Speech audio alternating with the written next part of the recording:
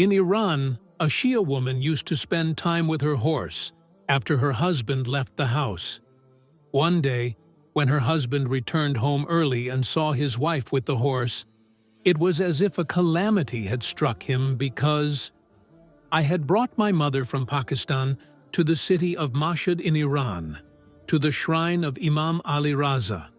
I had heard many miracles about this place, that anyone who comes here with an illness returns healed. I had tried every possible treatment for my mother, but a minor blister on her foot had now turned into an ulcer.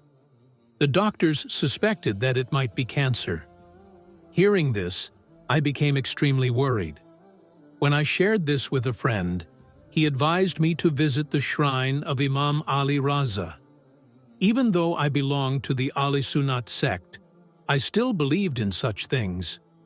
I had heard and even seen many people limping when they arrived there, but walking back on their feet. I had heard of many such miracles, and I firmly believed that, indeed, Allah is the one who does everything. But a lot happens through the means of His pious servants. As I was taking my mother inside, I heard the sound of someone sobbing. I saw a girl sitting there, her hands raised in supplication, crying profusely. When my eyes fell upon her pure face, I forgot to look away. That girl was not a stranger to me. She was my colleague from the office. But why was she sitting here crying? This question began to puzzle me. I was already working in Iran and temporarily living there. However, when I heard about my mother's illness, I immediately traveled back to Pakistan. There, someone told me about the miracles of Imam Ali Raza's shrine, so I brought my mother to Iran. This girl worked in my office, and even there, she remained quiet most of the time. Seeing her here in such a state surprised me. I kept wondering why she was crying. She was weeping so much that I thought perhaps she was suffering from some sorrow or hardship. I took my mother inside, seated her in a place, and began to pray for her recovery. After some time, I took my mother back home, but the entire night, I kept thinking about that girl. Though I was on good terms with her, I had never paid much attention to her before. The next day at the office, she was busy with her work. I wanted to ask her why she was crying at the shrine of Imam Ali Raza, but then I thought it would be a personal question. Until now, I had never given much thought to this girl, but now I began noticing her more. Whenever I took my mother to the shrine of Imam Ali Raza, I always saw her there, crying and pleading in her prayers. This increased my curiosity because she appeared composed and did not seem to be carrying any visible sorrow. Then, what was the grief that she was hiding from everyone and only expressing through her tears at the shrine? My interest in her grew significantly.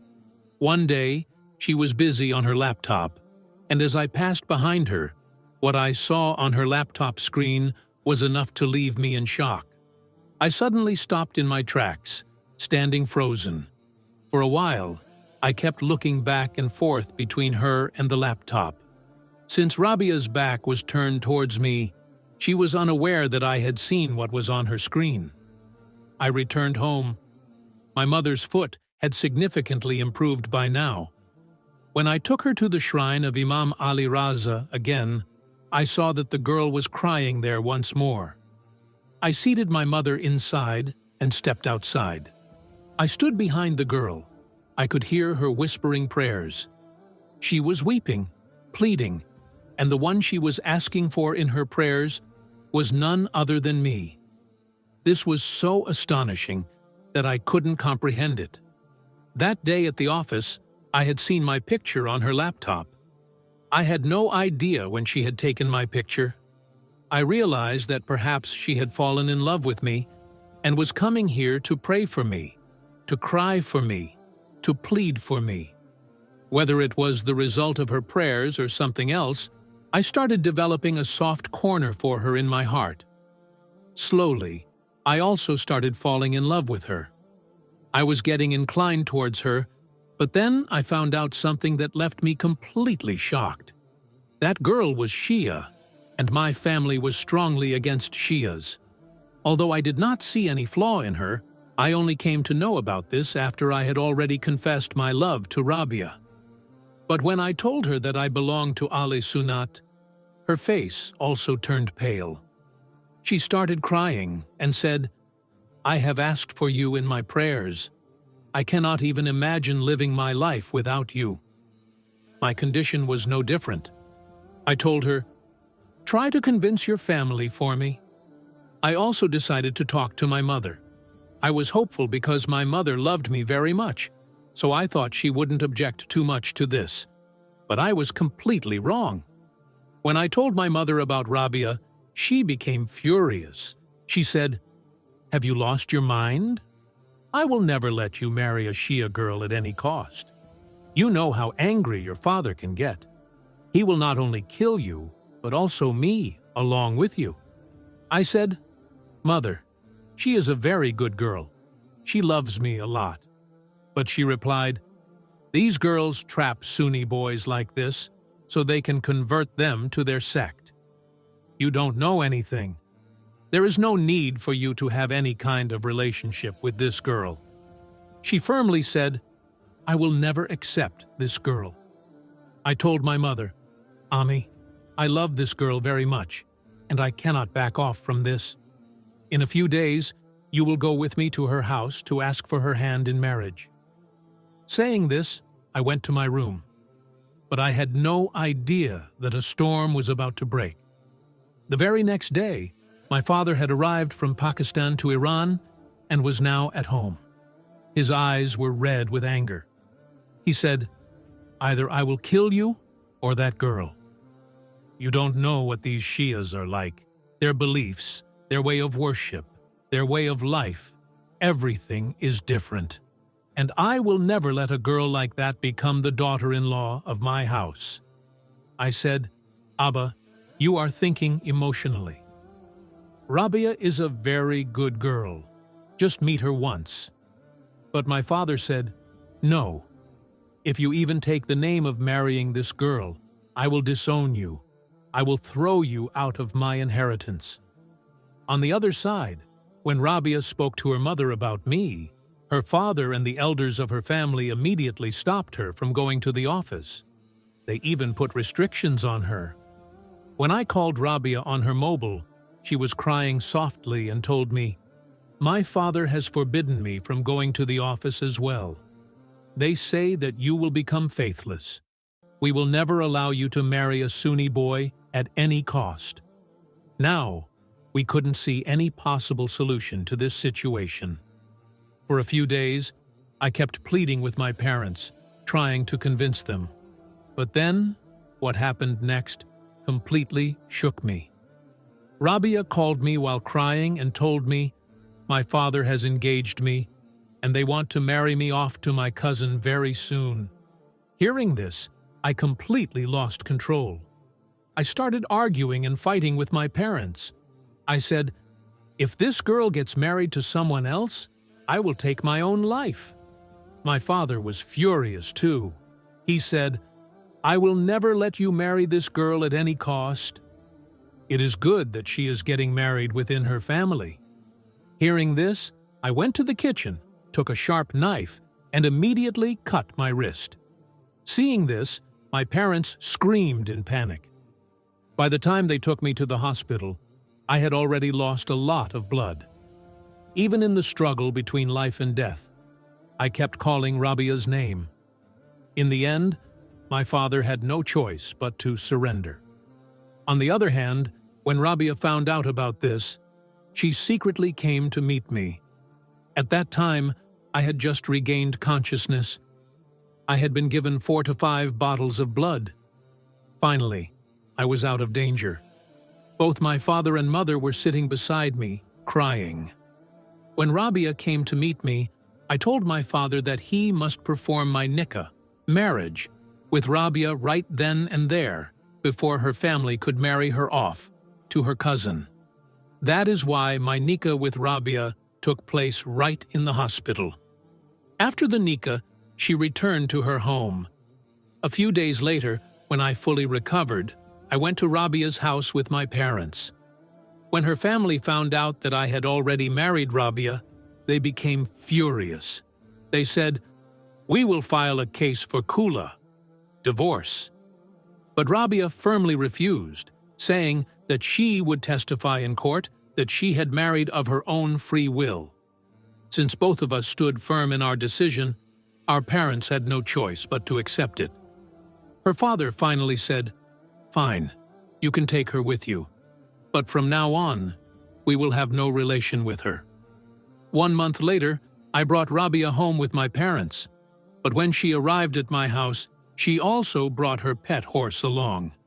I tied the horse at the back of the house, but I had no idea what a big trouble I had gotten myself into. Just a few days after our wedding, my parents returned to Pakistan.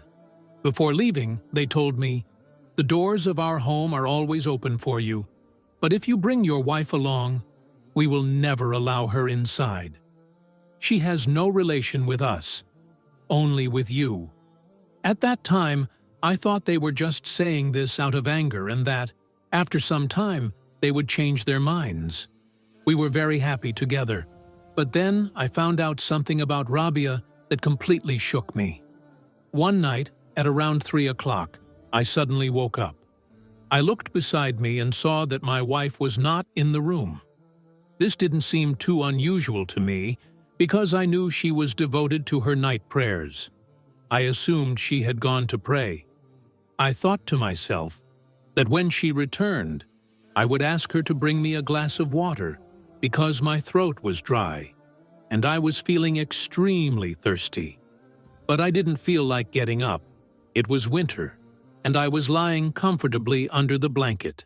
However, after waiting for half an hour, when she still hadn't returned, my thirst forced me to get up. Annoyed, I pushed the blanket aside, put on my slippers, and walked out. To my surprise, the kitchen was empty. The lounge was empty. The other room was empty too. Rabia was nowhere to be found. Now I was genuinely worried. I searched the entire house, but Rabia was nowhere to be seen. It was 3 o'clock at night. Where could she have gone at such an hour? I started calling out, "Rabia! Rabia!" But she would only respond if she were actually in the house. Half an hour had passed. I was sitting in the freezing cold of the lounge, wondering where she could have gone. Until now, I had believed that my wife was very pious, righteous, and devoted to worship. We had been married for 6 months, and in all that time, I had never seen Rabia miss a single prayer. She always kept her head covered with a scarf. A while later, when she finally opened the lounge door and walked in, she looked startled upon seeing me. I asked her, "Where have you been?" But instead of answering me, she went straight into the room. This made me even angrier. I followed her into the room. She sat on the bed, perhaps intending to lie down and sleep. I said to her, "I asked you something. Where did you go?" She replied, "I was praying in the lounge when the landlord's daughter came to our house." The landlord of the house we lived in stayed in the upper portion of the same building. He had only one daughter, who was just 14 years old. She had developed a good friendship with Rabia. But why did that girl come downstairs at 3 in the night? I was about to ask Rabia the reason when she said, "Her mother suddenly became very ill, so I went to check on her. But I didn't know that you would start suspecting me." I began feeling guilty about my suspicion. I said, "It's not that. When I didn't see you, I got worried about you." Anyway, the matter was left as it was. But a few days later, when I returned home from the office, I found my landlord there as well. I greeted him first, and he asked about my well-being. Suddenly, I remembered what Rabia had told me about his wife. I thought of asking him how she was doing. I asked, "How is your wife now?" Is she doing better?" Hearing this, he looked at me with surprise and said, "What happened to my wife?" I said, "A few days ago, she fell sick. Your daughter came to call Rabia in the middle of the night. How is she now?" He stared at me for a moment and then said, "Nothing like that happened. My wife is perfectly fine. Nothing happened to her, and your wife never came to our house that night." Hearing this, I was left completely shocked. Rabia had lied to me? Why did she lie to me? I quickly changed the topic and said, "Maybe she was talking about some other neighbor. I thought your wife was unwell." I managed to cover up the situation. When I came home, Rabia was cooking. I couldn't eat properly that night. I just had a little bit of food and then went to my room to sleep. At 3 in the night, as soon as Rabia got up and went outside, I followed her after a while. I hadn't been able to sleep the entire night anyway, because Rabia had lied to me. I wanted to know where exactly she was going at night under the pretense of praying tahajjud. After some time, when I went into the lounge, I felt as if the lounge door had just been closed. I slowly opened the lounge door and stepped outside. I saw Rabia walking toward the back of the courtyard where the horse was tied. I started following her. What my eyes witnessed next left me completely stunned. I couldn't understand whether what I was seeing was real. My mother's words started echoing in my mind. Maybe she was right. Such girls are shameless. They can do anything. I quietly turned back and went to my room. I felt my head spinning badly. A little while later, Rabia also entered the room. Upon seeing me awake, she looked worried again. She asked, "Why are you still awake?" I asked, "Where are you coming from?" Her face suddenly turned pale. She hesitated and said, "I was just praying tahajjud." I looked at her closely. I felt sorry looking at her. What she was doing under the name of tahajjud was something I couldn't even bear to look at. I felt like I had made a terrible mistake. If only I had listened to my mother. Her choice now seemed like a purely emotional decision on my part. I quietly lay down, but how long could I endure all this? What she was doing was completely immoral. My heart started drifting away from Rabia. I regretted my decision, feeling that I had chosen the wrong girl. If only I hadn't been moved by her tears that day. If only I hadn't seen the candle of love burning in her eyes. If at that moment I had controlled my heart, maybe today I would have been saved from this huge disaster. I never found peace, even once. I felt that every moment I spent with this girl was a sin, because what she was doing was nothing but a grave sin. When my patience ran out, I decided that I needed to talk to Rabia openly. I did not want to stay with her for even a moment longer. So, I thought that if she changed her ways, then fine. But if she did not stop, I would divorce her. That night, when Rabia returned, I was awake. Seeing me, she avoided eye contact and immediately lay down on the other side of the bed. I said, "Sit up. I need to talk to you." She sat up. I said, "I know that you do not go to pray tahajjud. You are not in the lounge either. You are at the back of the courtyard, near your horse." Hearing this, Rabia looked at me carefully and said, "So, what is wrong with that?" I was completely shocked by her response. I said, "You don't see anything wrong with it? Do you even realize what you are doing? You are reciting the Holy Quran in front of this horse, praying in front of it. You are treating a horse as if it is divine. This is shirk, associating partners with Allah. And how can I live my life with someone like that?" Listening to me, she kept looking at me intently and then said, "You have misunderstood everything. My horse is called a pure horse. We consider it to be a symbol of Zuljana. Such horses belong to a special breed. My father brought this horse into our home when it was very young, and it has been raised in a specific way.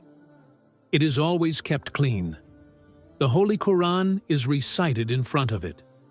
Prayers are offered near it so that it becomes accustomed to sacred words. I do not, God forbid, consider this horse to be divine, but I want to give it a pure environment. During Tahajjud, the horse wakes up too, so I pray in front of it. You may not believe it, but many times, while I was in sujud, prostration, my horse also bowed its head in submission to Allah. It listens intently when I recite the Quran. Many times, I have even seen tears falling from its eyes. I was stunned after hearing Rabia's explanation. She said, "I hid this from you because I knew you wouldn't believe it. But we believe in this." In the end, her beliefs were hers. But what I appreciated was that the horse was familiar with the recitation of the Holy Quran, and the things I had assumed about Rabia turned out to be my own misunderstandings. It has now been 10 years since our marriage, but even now, my children and I follow the Ahl-Sunnat path, while Rabia remains devoted to her Shia beliefs. Rabia has never once argued with me about it. However, I still feel sorrow that my parents never accepted Rabia. Every year, I take my children to Pakistan for a few days. My parents love me and my children dearly, but they still refuse to hear Rabia's name. The same was true for Rabia's family. Her parents never accepted me either. Sometimes, we both regret our decision because our children are growing up now. They ask us questions about our families, why we don't visit each other's homes, and we have no answer for them.